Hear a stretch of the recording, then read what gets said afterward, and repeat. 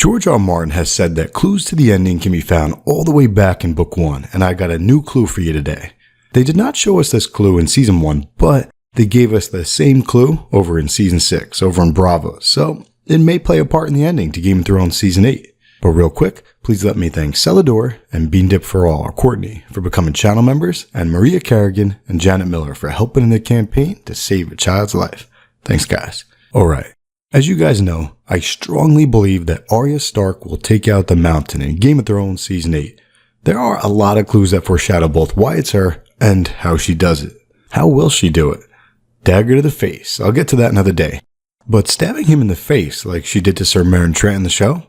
It's not going to be that easy cause the Mountain is freakish big and freakish strong. And quicker than you'd expect for a man of that size. So let's look at something that Arya Stark needs to do first, before stabbing him in the face with the Valyrian steel dagger. According to Bronn, the key to defeating the Mountain is to dance around until he's so tired of hacking at me he dropped his sword. Get him off his feet somehow. It's the strategy that Bronn said he'd use in both the books and the show. And it's the strategy that Oberyn did use in both the books and the show. So if Arya battles the Mountain, it's the strategy that she should use too. Arya needs to get the Mountain off of his feet. And if I'm right, the way that Arya does this is going to be sick.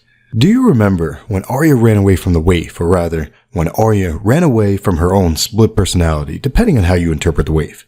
Well, in that chase scene, Arya showed off some parkour, jumping off the balcony, sliding under the cart, and jumping off the ledge here. Nailed the landing.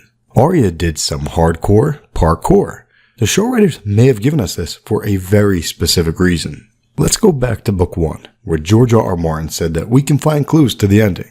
Well, at the start of Book 1, Arya had a nickname, Arya Underfoot. Fat Tom called her that because that's where she always was. She was in the way. She was underfoot. Well, one time, down in King's Landing, Arya was really upset. So she runs back to her room. She just wanted to be alone. But Fat Tom, the man who had nicknamed her Arya Underfoot in the first place, he was guarding the door to the Tower of the Hand.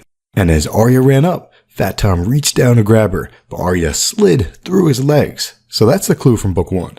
They did not give us that in the show, but Arya did the same thing in the parkour scene, right here. And in the books and the show alike, Arya passed under the legs of another giant, the Titan of Braavos. But pay attention to how the Titan is described in the books. Quote, the Titan of Braavos. Old Nan had told him stories of the Titan back in Winterfell. He was a giant as tall as a mountain. A giant as tall as a mountain. Subtle wordplay, but clearly it's connecting the Titan of Braavos to the Mountain. So here's what I'm getting at.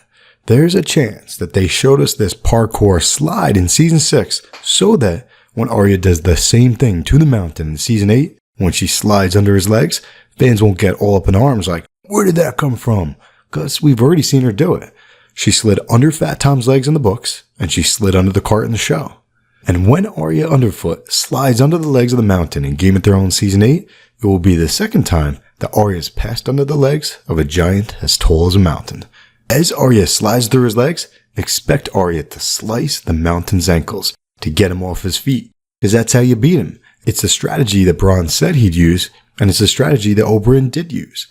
Once the Mountain's on his back or even his knees, Arya's going to toss the dagger from one hand to the other, shove it in his face through the slit of his visor. But there are a lot of clues for that, enough for a full video, so we'll save that for another day. Alright, I'll talk to you.